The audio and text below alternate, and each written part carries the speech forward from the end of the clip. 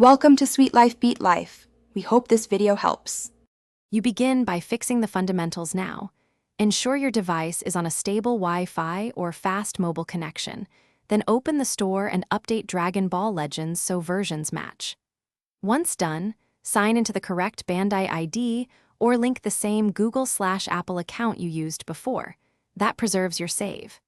Make a quick screenshot of any transfer code or player ID. These steps reduce mismatch errors and prepare the app to accept the incoming data immediately.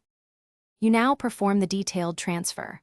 Open in-game settings, pick data transfer, and select the exact method you used previously, code transfer versus account link, because mixing methods causes cancellation.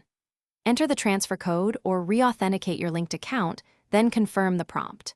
While the progress bar runs, keep the device awake and on the same network. Switching Wi-Fi or closing the app interrupts packets and triggers a canceled transfer. Patience here prevents corruption and ensures server verification completes.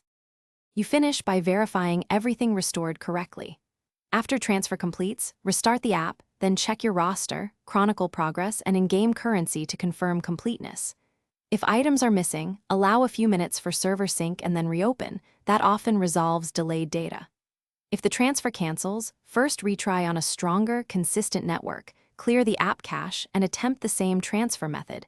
If failures persist, prepare your Bandai ID, player ID, and timestamps, then contact support for manual recovery. Thanks for watching. Consider subscribing if we helped you.